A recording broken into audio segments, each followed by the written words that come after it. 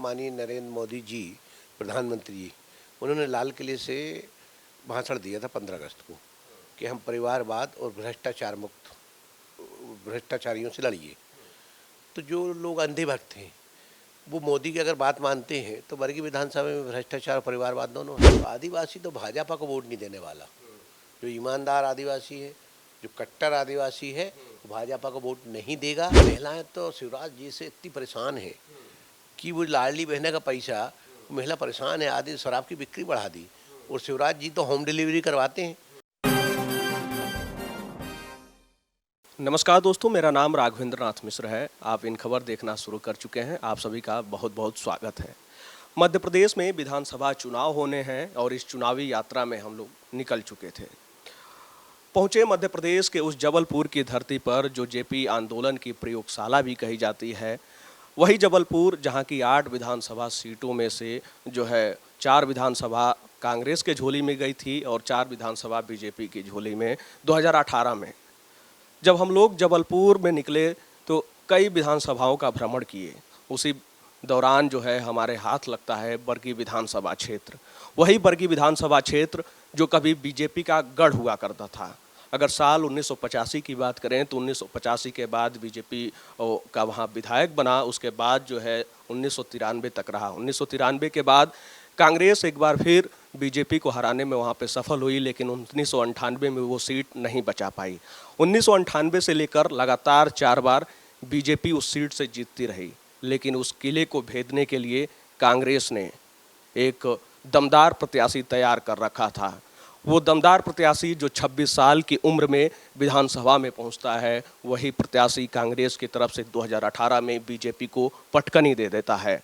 2018 में चुनाव जीतने वाले संजय यादव जी हमारे साथ हैं, जो इस समय वर्तमान में भी कांग्रेस के प्रत्याशी हैं। संजय जी, बहुत बहुत स्वागत। मिश्रा जी, जिस तरीके से आपके विधानसभा क्षेत्र में हमने भ्रमण किया, जनता ने जो भी कहा हमसे, मैं बता दूं कि जिस तरीके से जनता ये कह रही है कि सत्ता में न रहते हुए भी आपने भ्रमण किया है, काम किया है, उसी में जनता कुछ आरोप भी लगा रही है। खैर, काम जो करता है बुराइयां उन्हीं की होती है, लेकिन जिस तरीके से अभी चुनावी माहौल है, क्या लग रहा है आपको? देखिए, निश्चित रूप से कांग्रेस के साथ साथ व्यक्तिगत 5 साल चुनाव लड़ा मैं। इस दौरान इन 5 सालों में 2 साल कोविड भी था और जनता को भी मालूम है कि इन 5 सालों में मेरे घर में भी पारिवारिक घटनाएं 4-4 हुई, लेकिन मैंने अपने कर्तव्य के पीछे नहीं मुड़ा। और बरगी विधानसभा एक ऐसी विधानसभा थी, जब मैं यहाँ 2-3 साल पहले घूम रहा था तब मैंने फैसला लिया कि मुझे यहीं से लड़ना चाहिए। गरीब, आदिवासी, मजदूर, पिछड़ा, दलित वर्ग बहुत तादाद में। नर्मदा पास में है लेकिन पीने का पानी नहीं, बच्चों के स्कूल नहीं, कॉलेज नहीं। 80% आज भी बरगी विधानसभा क्षेत्र में बच्चे शिक्षा से वंचित हैं, जो शिक्षा ग्रहण नहीं कर पाते। वो पिछले 10 साल भय, गुंडागर्दी, भ्रष्टाचार लगातार था। लोग अपनी जनप्रतिनिधि को अपनी बात नहीं कर पाते थे, न जनप्रतिनिधि जनता को पहचानता था। जो पूर्व विधायिका थीं, उनके लड़कों ने जिस तरह से किसानों को लूटा, चना में, मूंग में, मसूर में कमीशनबाजी की, उन लोगों को एक दहशत का वातावरण बनाया रहा। उससे लोग भयभीत और डरे हुए थे, कोई अपनी बात भी नहीं रख सकता रहा। वो विकास तो जीरो। इन 10 सालों में भारतीय जनता पार्टी ने, और 20 साल बरगी और 10 साल यहाँ सहपरा और बेलखड़ा क्षेत्र, इतना पिछड़ा हुआ क्षेत्र था कि सिर्फ भ्रष्टाचार, गुंडागर्दी के अलावा कुछ नहीं था। और मैंने संकल्प लिया था कि भय मुक्त बरगी विधानसभा और विकासशील बरगी विधानसभा बनाना है। 1 साल के कांग्रेस शासन में हमने इतनी कार्य लेके आए थे कि जबलपुर की कैबिनेट बैठक हुई थी फरवरी में, उसमें सबसे ज़्यादा स्वीकृति बरगी विधानसभा को मिली थी। 2 कॉलेज मिले, 3 आदिवासी छात्रावास मिले। इसके अलावा स्कूल हमने सीएम राइज स्कूल लेकर आए, मेट्रो बस चलाने का काम किया। इस तरह से जो सड़कें कुछ थी पीडब्ल्यूडी की, प्रधानमंत्री ग्रामीण सड़कें, और शांति स्थापित की और भ्रष्टाचार को ख़त्म करने का काम किया था। बिल्कुल। जिस तरीके से आपने पूर्व विधायिका का जिक्र भी किया, तो इस बार भी बीजेपी पूर्व विधायिका के ही बेटे नीरज सिंह को जो है अपने प्रत्याशी के रूप में मैदान में उतारी है, तो क्या उसका कोई प्रभाव पड़ेगा? देखिए, जनता चुनाव लड़ रही वर्गी विधानसभा, क्योंकि एक परिवार का विगत 25 साल से जनता गुलाम नहीं है किसी की, क्योंकि जनता ये जानती है कि रानी की पेट से राजा जन्म लेता है। और संजय भैया जैसे लोग लोकतंत्र के लोग हैं, जो लोकतंत्र से आए हैं, जो ज़मीन से आए हैं, तो निश्चित रूप से इनके घर में, परिवार में जिला पंचायत अध्यक्ष, जिला पंचायत सदस्य, जनपद अध्यक्ष, जनपद सदस्य, मंडी अध्यक्ष, सारे पद एक परिवार में। और हम लोग जात ना पात विकास की बात करते हैं। वो जब चुनाव आते हैं तो समाज की बात करते हैं कि हम इस समाज के हैं, इस समाज के वोटर ज़्यादा हैं, इसलिए हमें विधायक बनाओ। वो समाज के दूसरे भी तो हैं। वो भारतीय जनता पार्टी के जो लोगों ने, कार्यकर्ताओं ने इतने सालों से मेहनत कर रहे, बेचारे 20-25 सालों से लगातार लगे हैं कि उनका नंबर आएगा। एक पीढ़ी तो गुजर गई, अब दूसरी पीढ़ी जब तैयार हुई, जो मेहनत कर रहे थे कार्यकर्ता भाजपा के, बड़ी मजबूती के साथ काम कर रहे थे, फिर वही पूर्व विधायिका का बच्चा परिवारवाद। तो इसमें भाजपा का वो कार्यकर्ता भी बड़ा अपने आप को अपमानित महसूस कर रहा कि उसका क्या होगा अगर ये जीत गया। वो तो जीतेगा है नहीं, ये तो सबको मालूम है। फिर 25 साल खत्म हो जाएंगे, तो 2 पीढ़ी खत्म हो जाएंगी एक परिवार के कारण। फिर इसका बच्चा आ जाएगा, क्योंकि वो उस परिवार को छोड़ने की आदत नहीं। परिवारवाद का ये बीजेपी आरोप लगाती है, लेकिन लगातार परिवारवाद ही चल रहा है।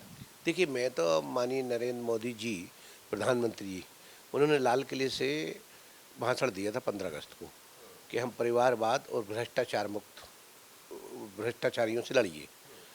तो जो लोग अंधे भक्त हैं वो मोदी की अगर बात मानते हैं तो वर्गी विधानसभा में भ्रष्टाचार और परिवारवाद दोनों है, तो वो भी लड़ने का काम करेंगे। और जिस तरीके से जनता की बात की जाए, हमने कई लोगों से पूछा तो लोग ये भी कह रहे हैं कि अभी कई ऐसे गांव हैं जहां पे सड़क, बिजली, पानी अभी भी समस्या बनी हुई है। देखिए, 40% स्थिति सबसे ज़्यादा खराब है, 80% तो खराब है बेलखेड़ा क्षेत्र में। चरगमा और बरगी में हमने थोड़ा ज़्यादा काम करवाया है, क्योंकि उनको आवश्यकताएं थी। विधायक निधि से स्कूलों का जीर्णोद्धार, आज भी 40 स्कूल ऐसे हैं हमारे जो जर्जर हालत में, क्योंकि सरकार न रहने के कारण हमें डीएमए फंड नहीं मिल पाया। हमने 26 गौशाला बनाई, भाजपा ने बंद करने का काम किया। हमने तहसील, पूर्णकालिक तहसील के लिए सब कुछ करवा दिया, इन्होंने बंद करने का काम किया। हम आदिवासियों के हित के लिए 2 करोड़ की राशि लाए थे, एक पर्यटक केंद्र बनाना था, चलते काम में ने 1 करोड़ रोक दिया। हम कन्या शिक्षा परिसर लेके आए, इन्हें रोक दिया। हम ड्राइवर ट्रेनिंग इंस्टीट्यूट की बात कर रहे थे, इन्हें रोक दिया। हम 2-2 कॉलेज लेके आए, हम अस्पताल 30 बिस्तर के 3 लेके आए, और 10 प्राथमिक स्वास्थ्य केंद्र सब बंद पड़े हैं, डॉक्टर नहीं दे रहे। तो स्वाभाविक है, भारतीय जनता पार्टी, हमने पीने का पानी का काम शुरू करा हुआ, नर्मदा का, पूरे वर्ग विधानसभा में, लेकिन उन्होंने उसको इतनी धीमी गति से किया कि जो काम 3 साल में होना था आज 5 साल हो गए, लेकिन आज भी हमारे नर्मदा किनारे वासियों को पीने का पानी नहीं मिल रहा। हमारे यहाँ सिंचाई के साधन नहीं है।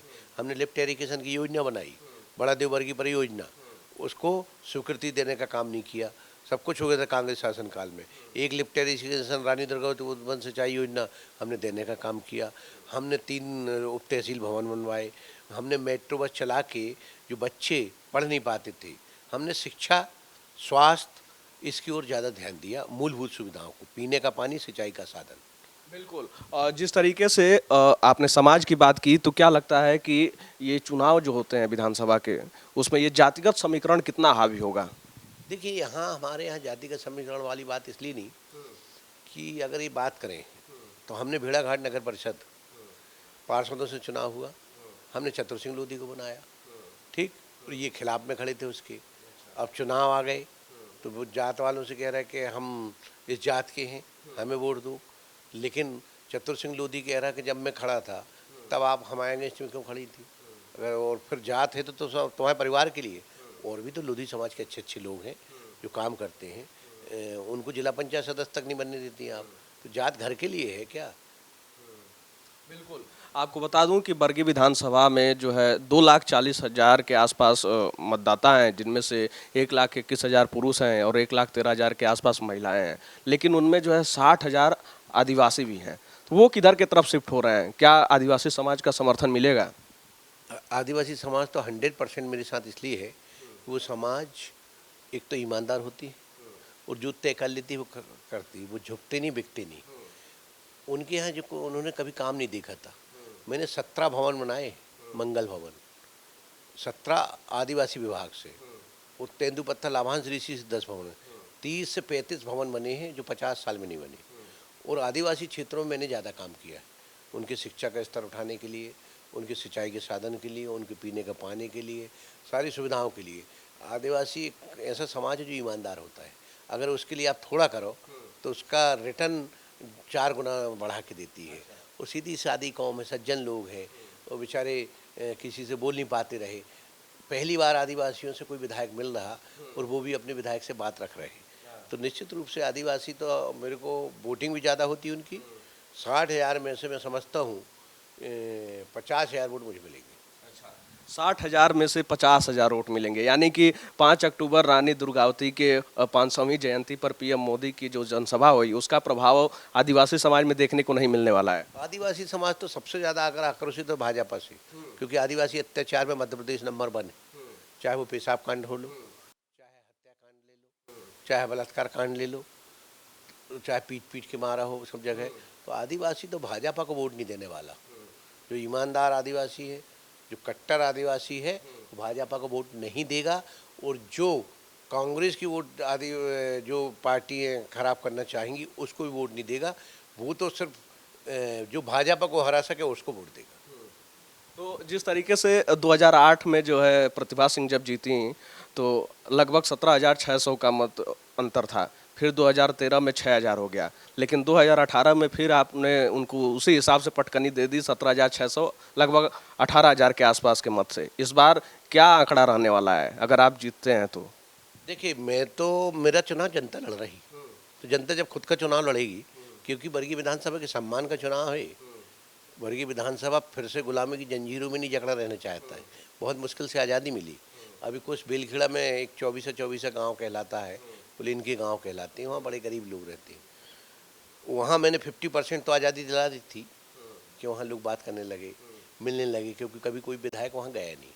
ये तो अपने बंगली बखरा में बुलवाते रहे, मैं जाके मिला उनसे। तो अब वो क्षेत्र तो मुझे पूर्ण तरह से आज़ाद कराना है। वहाँ भी धारा 370 लगी है, तो वो 26 जनवरी दिसंबर में हट जाएगी। वो 26 जनवरी को हम झंडा फहरा देंगे वहाँ जाकर। और जिस तरीके से हमने कई लोगों से बात किया तो लोग ये आरोप भी लगाए कि विधायक जी बड़ा दबंग प्रवृत्ति के हैं, तो ये है क्या? देखिए, आपके यूपी में भाषा दबंग मतलब गुंडा कहलाता है, लेकिन हमारे यहाँ दबंग मतलब काम करा सकता है अधिकारियों से, और गलत लोग भ्रष्टाचारियों से लड़ सकता है। उसने कभी संरक्षण नहीं दिया सटोरियों को, शराब बिकवाने वालों को, क्योंकि हमारे यहाँ शराब बहुत बड़ी समस्या है। गांव-गांव सत्ता के संरक्षण में शराब बिकती है, उससे महिला बहुत पीड़ित है। हाँ, तो उसके कारण मैं जाके कई कलारी बंद करवा दिया, एक बैरियर लगाया था, ज़बरदस्त टूल लगा दिया एक सड़क में, गरीब लोगों से पैसे लेने की फिराक में थे सरकार, मैंने जाके उखाड़ के फेंक दिया। तो उनकी भाषा में ये है कि हमारा विधायक दबंग है, गरीबों के साथ न्याय करता है, इसलिए हमारा विधायक दबंग है। हमने कई महिलाओं से भी बात किया तो महिलाएं तो कह रही हैं शराबबंदी भी लागू होनी चाहिए यहाँ।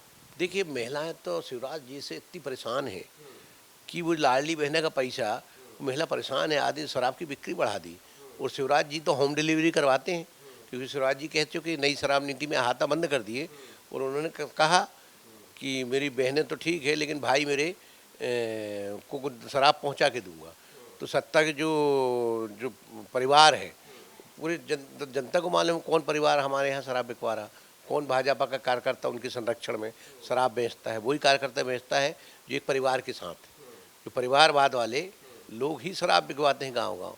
तो जनता में बहुत आक्रोश है, क्योंकि उनको मालूम है कि हमारे संजय भैया तो हाँ पानी पिलाने की बात करते हैं नर्मदा जी का, कभी तो शराब की बात नहीं करते। आपने लाडली बहन योजना का जिक्र किया है तो बीजेपी जो है इस योजना के ऊपर बड़ी हुंकार भर रही है कि मध्य प्रदेश की महिलाएं बीजेपी के साथ हैं। क्या लगता है ये योजना कितनी सफल हुई? देखिए, योजना शिवराज जी अपनी जेब से तो नहीं दे रहे, और अगर आपकी भी बहन होगी, मेरी भी बहन होगी, तो बचपन से होगी ना। 18 साल बाद थोड़ी ना अपन को मालूम चलेगा कि मेरी बहन है। वो भी रात में पुलिस अपने साधना को उठाया मैंने कि साधना बहनों के लिए कुछ करना चाहिए। 18 साल से उसको साधना जी को नहीं उठाया उसने, बहनों के लिए कुछ करना चाहिए। आप महंगाई दे रहे हैं, उसके बदले में प्रधानमंत्री आवास बंद कर दिया आपने, और आप फिर से फार्म भरवा रहे कि आवास देंगे, कहाँ से दोगे जब प्रधानमंत्री आवास नहीं दे पाए, आप आवास प्लस में नाम नहीं आ पाए, तो स्वाभाविक रूप से इनका खेल खत्म हो चुका है। बहुत जनता को गुमराह भ्रमित नहीं किया जा सकता। इस योजना का लाभ नहीं मिलने वाला है बीजेपी को। नहीं, स्वाभाविक नहीं है, क्योंकि जब हमने 1500 के फॉर्म भरवाए, 500 में सिलेंडर, 100 रुपये यूनिट बिजली फ्री, 200 यूनिट तक 100 रुपये, तो इन योजनाओं को जब हमने फॉर्म भरवाए, तब शिवराज जी ने छटपटाहट में वो कर दी। तो सबको मालूम है कि कांग्रेस ने जब नारी सम्मान योजना के फॉर्म भरवाए, इसलिए डर के कारण दे रहा। तो जनता तो कह रही है, कोई अपनी जेब से थोड़ा ना दे रहा है, चुनाव आ रहे हैं इसलिए दे रहा, ले रहे। हम भी कह रहे हैं, लो ना भाई, अभी 12 नोट इधर ही दो। नहीं, देखो वो तो उनसे मांगने की जरूरत नहीं है। मैं तो जनता से साफ बात करता हूँ कि अगर मैंने किसी के साथ अन्याय किया हो, किसी की ज़मीन लूटी हो, किसी को मारा हो, किसी को बंद करवाया हो, शराब बिकवाई हो, सट्टा खिलवाया हो, तो मुझे वोट मत देना, सीधी सीधी बात। और अगर आपसे मैं मिलता रहा और मैं पूछता हूँ कि मेरे को जानते हो, तो बोलते जानते हैं। मैंने कहा इसके पहले कौन रहा विधायक, कोई नहीं बता पाता। तो मैंने कहा जान पहचान वाला चाहिए कि बगैर पहचान वाला, बोली जान पहचान वाला। इसी में चुनाव हो गया। उज्जैन में जिस तरीके से कांड हुआ, उस पर आप क्या सोचते हैं? कौन सा कांड? जिस तरीके से महिला के साथ दुष्कर्म हुआ, उसके बाद नग्न अवस्था में वो घूमती रही। उज्जैन हो, चाहे मंदसौर के पास उस समय घटना रही हो, चाहे पेशाब कांड हो, चाहे सिवनी में कांड हो, चाहे मंडला में कांड हो, आदिवासी और महिला अत्याचार में मध्य प्रदेश आज भी नंबर 1 है। कई मेरे क्षेत्र ही में एक दलित बच्ची के साथ बलात्कार होकर उसकी हत्या कर दी गई थी। एक आदिवासी बच्ची की, उसके मामले हमने लगातार उठाए, लगातार आंदोलन किए। लेकिन क्या है कि भारतीय जनता पार्टी के संरक्षण में महिला अत्याचार में नंबर 1 मध्य प्रदेश। पूरा जिस तरीके से बीजेपी सरकार रही है महिला अत्याचार के लिए, ये आपको बता दूं, जिस तरीके से ये चुनावी माहौल है, मैं ये भी जानना चाहूँगा कि कितना कांग्रेस, लड़ाई कैसी है इस समय बीजेपी और कांग्रेस के बीच में? देखो, चुनाव तो कोई भी आसान नहीं लेने चाहिए, लेकिन भाजपा का कार्यकर्ता अपने आप को अपमानित महसूस कर रहा है कि 20 साल से सरकार है, लेकिन वो जनहित के कोई काम नहीं करा पाया, क्योंकि कोई सुनवाई करने वाला था नहीं। तो स्वाभाविक रूप से भारतीय जनता पार्टी 18 साल 19 साल से लगातार शासन में, 10 साल से केंद्र में है, 9 साल से। तो जो लोगों की अपेक्षाएं थी, उस अपेक्षा पर कसौटी पे खरा नहीं उतरे, और भ्रष्टाचार का तांडव, पंचायती राज की व्यवस्था चौपट कर दी। तो स्वाभाविक रूप से अब भारतीय जनता पार्टी का खेल खत्म हो चुका है। विधानसभा में कितनी सीटें हैं? टोटल 230 है। भाजपा को जिस ढंग से, तो मुझे अभी लग रहा वर्तमान हालात देख के, तो 50-60 से ज़्यादा क्रॉस नहीं कर पाएगी। 50-60 से ज़्यादा क्रॉस नहीं कर पाएगी। और जबलपुर की 8 विधानसभा सीट पिछले चुनाव में जो है 2018 में 4 गई थी, 2013 में 6 बीजेपी के पास और 2 कांग्रेस के पास। इस बार कैसा रहेगा? इस बार तो मुझे 8 की 8 लग रही हैं, क्योंकि महाकौशल के साथ भाजपा ने बहुत छलावा किया है। 8 की 8 कांग्रेस आएगी। कोई मंत्री नहीं बनाया यहाँ से, कोई नेतृत्व नहीं था, तो वो जनता अपने आप को ठगा महसूस कर रही कि इनके 4 विधायक थे, वो महाकौशल में कोई मंत्रिमंडल में किसी को स्थान नहीं दिया। बेचारे विधायक, सीनियर विधायक रोते रहे, चिल्लाते रहे, ट्विटर में डालते रहे। तो स्वाभाविक रूप से जनता में बहुत आक्रोश है। हमारा महापौर भी हमारा है, बढ़िया काम किया है उसने, तो यह काम कर रहे हैं वो। तो जनता तो यहाँ, मुझे जो उम्मीद लग रही कि 8 की 8 सीट कांग्रेस जीत रही। महाकौशल का जिक्र किए हैं, तो 38 में से पिछली बार आप लोग 24 ले गए, 13 बीजेपी खाते में, 1 निर्दलीय, और ठीक इसका उल्टा हुआ था 2013 वाले में। इस बार क्या रहेगा महाकौशल? महाकौशल में 30 से 32 सीट आएंगी, क्योंकि 30 से 32 इसलिए आएंगी कि 5-6 धोखे धड़ाके जीत जाए। उसका कारण है कि कमलनाथ जी मुख्यमंत्री महाकौशल से, विधानसभा अध्यक्ष महाकौशल से, विधानसभा उपाध्यक्ष महाकौशल से, महाकौशल की जबलपुर में कैबिनेट मीटिंग होती है, कैबिनेट मंत्री महाकौशल से। तो महाकौशल के लिए जितना कांग्रेस ने किया, ये 18 साल में नहीं कर पाए, तो महाकौशल की जनता इनको बहुत बुरी स्थिति में करेगी। चलिए, तो देखिए विधायक जी का तो ये कहना है कि आठों की आठों विधानसभा जबलपुर की जो है वो कांग्रेस की झोली में जाएगी, और वहीं महाकौशल की बात की जाए तो 38 में से 30 से 32 सीटें जो हैं कांग्रेस की झोली में जाएंगी। खैर ये तो वक्त ही बताएगा, लेकिन जिस तरीके से बरगी विधानसभा सीट से वर्तमान विधायक संजय यादव जी हमारे साथ थे, अभी फिलहाल आगामी चुनाव के लिए कांग्रेस से प्रत्याशी भी हैं। अब देखना होगा कि इनके दावे कितने सही साबित होते हैं, ये तो वक्त ही बताएगा जब चुनाव होगा और जब परिणाम आएगा। फिलहाल इस जानकारी में इतना ही, और मध्य प्रदेश और देश दुनिया से जुड़े तमाम खबरों को देखने के लिए आप सब जुड़े रहें इन खबर के साथ। धन्यवाद।